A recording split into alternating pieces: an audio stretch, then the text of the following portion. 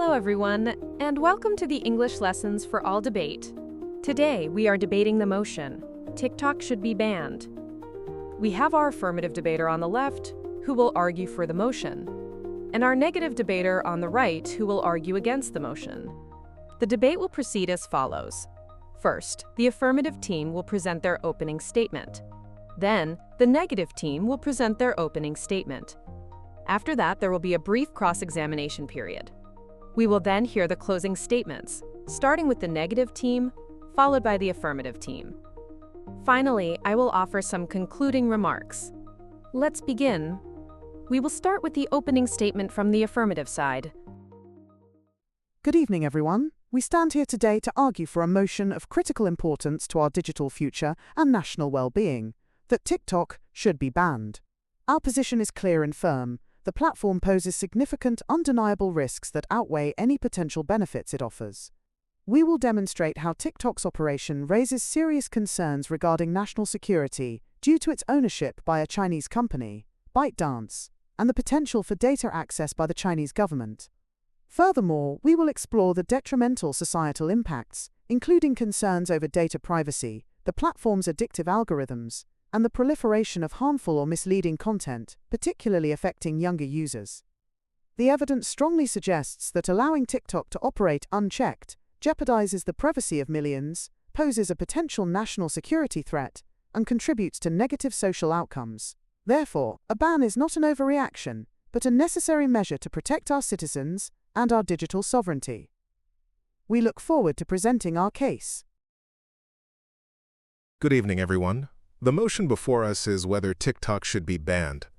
We, on the negative side, stand firmly against this proposition. While we acknowledge the concerns raised by the affirmative team regarding data security, privacy, and content moderation, we believe that a complete ban is an extreme and disproportionate response that fails to consider the significant benefits of the platform and the availability of less drastic measures. Banning TikTok would stifle creativity and freedom of expression for millions, harm small businesses and creators who rely on the platform for their livelihood, and set a dangerous precedent for restricting online platforms. Instead of resorting to a ban, we advocate for robust regulation, data security protocols, transparency requirements, and digital literacy education as more effective ways to address potential risks without sacrificing the platform's positive contributions and the rights of its users. We look forward to demonstrating that a ban is not only unwarranted but also counterproductive.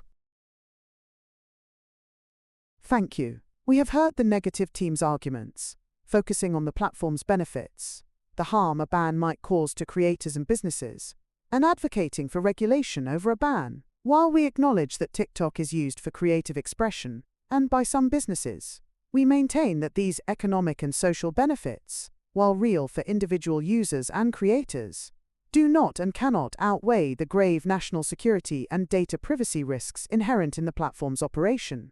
The negative team suggests regulation is sufficient. However, the unique challenge with TikTok lies not just in its algorithms or content, but fundamentally in its ownership structure and the legal framework of its parent company's domicile, which mandates data access by the state. No amount of transparency or data security protocols mandated by regulation in one country can fully mitigate the risk of data being accessed under the laws of another, particularly a geopolitical rival. Relying on regulation would be like asking a fox to guard the henhouse while giving the fox legal keys to the back door. The potential for foreign state influence on content, algorithms, and data access presents a threat that standard regulatory measures designed for domestically owned platforms cannot adequately address.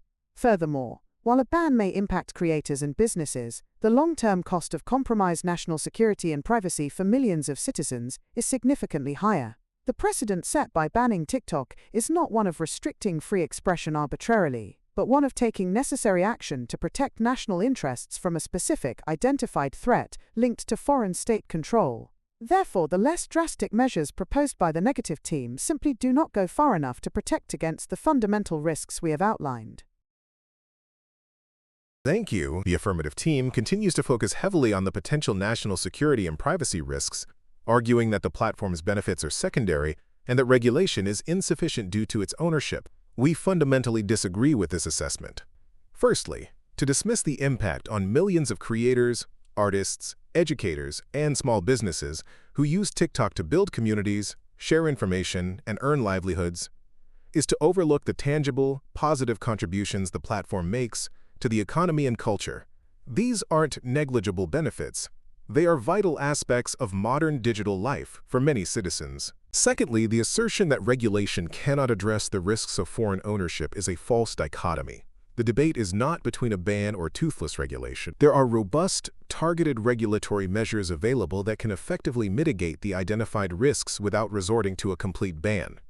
These include demanding a divestment of the U.S. operations to an American company, mandating stringent data localization requirements with independent third-party audits, requiring algorithmic transparency, and even allowing source code review.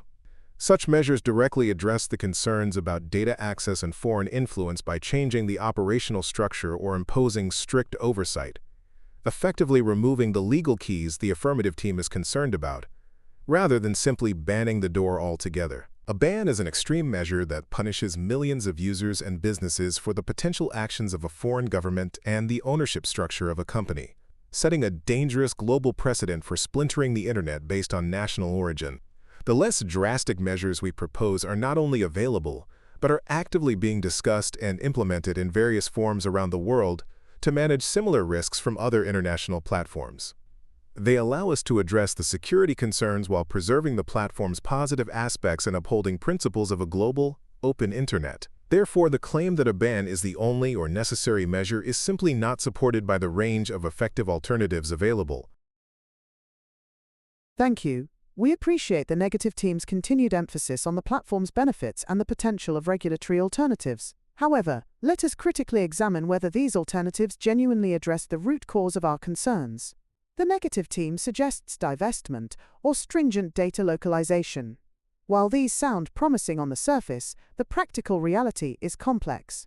Even with divestment, concerns remain regarding the transfer of code, algorithms, and historical user data, which has already been collected under the previous ownership structure. How can we be absolutely certain that all backdoors are closed, or that influence cannot be exerted through complex corporate structures or agreements, especially when the original parent company operates under a legal framework that can compel data access? Data localization is also not a panacea. Storing data locally does not prevent a foreign government with legal authority over the parent company from demanding access to that data, potentially through extraterritorial legal means or coercion. The technical and legal pathways for data access by a state operating under different rule of law principles are incredibly difficult to entirely wall off through regulations alone, especially when the underlying control mechanism remains potentially influenced by foreign law. The sophisticated nature of algorithmic manipulation and data harvesting by state actors presents a threat that requires a more definitive measure than hoping regulations, however well-intentioned, can hermetically seal off sensitive user information and prevent foreign state influence over the information landscape. A ban, while impactful on certain users and businesses, directly removes the platform operating under this specific, high-risk ownership structure from our digital environment, providing a level of security and assurance that complex, potentially circumventable regulations simply cannot match against a determined state actor. Thank you. The affirmative team continues to highlight the complexity of regulatory solutions, arguing that potential loopholes in divestment and data localization render them insufficient against a determined state actor. While we agree that managing cross-border data flows and corporate structures is complex, this complexity is not a reason to abandon regulation altogether and resort to a ban. In fact, it is precisely why sophisticated, targeted regulations are necessary and are being developed globally. A mandated divestment, for instance, would not be a simple handshake. It would involve stringent legal and technical requirements for the transfer or rebuilding of U.S. operations, data stores, and code bases under American ownership and jurisdiction, often with government oversight and independent audits specifically designed to look for the very backdoors the affirmative team fears. Furthermore, data localization mandates, when properly enforced, place user data squarely under the legal jurisdiction of the host country. While foreign governments can make requests, they cannot automatically compel access to data held legally in another sovereign nation under its laws. This provides a significant legal barrier that does not exist when data is subject to the originating country's jurisdiction. The affirmative's argument implies that any risk short of zero is unacceptable and achievable only through a ban. However, A ban imposes immediate verifiable harm on millions of users, creators, and businesses, and restricts digital interaction. The potential, speculative residual risks under a robust regulatory framework are significantly less certain and less damaging than the definite consequences of a ban. We maintain that the regulatory pathways we propose are designed to directly address the core concerns of data security and foreign influence, without dismantling a platform that serves important functions for a vast number of people. Thank you, negative team. We have now heard several exchanges from both sides regarding the core arguments and counterarguments. We are approaching the next phase of the debate. Let's keep the discussion focused. Thank you. As we conclude our argument for banning TikTok, let us summarize the key points of our case. We began by highlighting the fundamental national security and data privacy risks posed by TikTok's ownership structure under ByteDance and the legal framework in China, which can compel data access by the state. Throughout this debate, while the negative team has rightly pointed out the platform's benefits for creators and businesses and proposed regulatory alternatives like divestment or data localization, we have consistently argued that these potential benefits, though real for some, cannot ethically or practically outweigh the grave and unique risks to national security and the privacy of millions of citizens. We demonstrated that the proposed regulatory alternatives, while appearing robust, face significant challenges in implementation and enforcement, particularly against a determined state actor operating under a different legal system. Concerns remain regarding the transfer of existing data, the potential for influence through complex structures, and the inherent difficulty in completely walling off data access when the parent company is subject to foreign law. Ultimately, the risk is not merely hypothetical, it stems from the specific nature of foreign state control over a platform deeply embedded in our digital lives.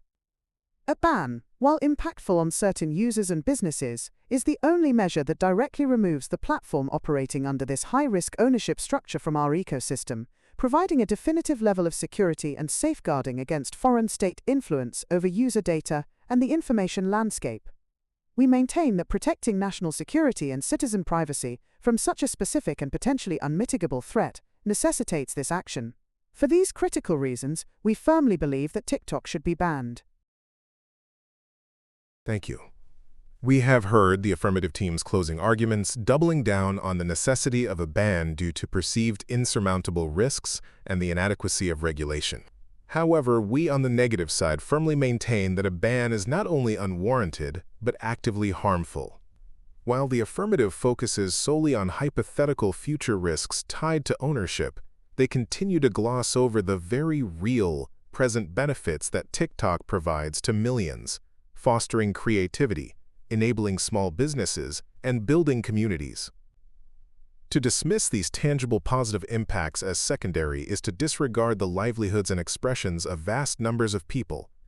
We have demonstrated that robust, targeted regulatory measures, such as mandated divestment, strict data localization, and enhanced transparency, are viable alternatives.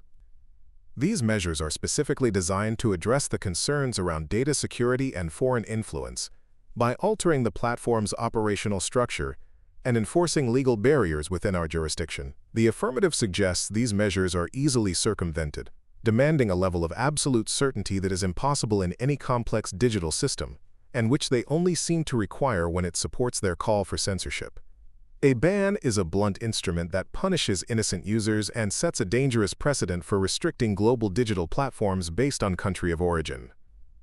It represents a failure of imagination in finding solutions that balance security with freedom and economic opportunity.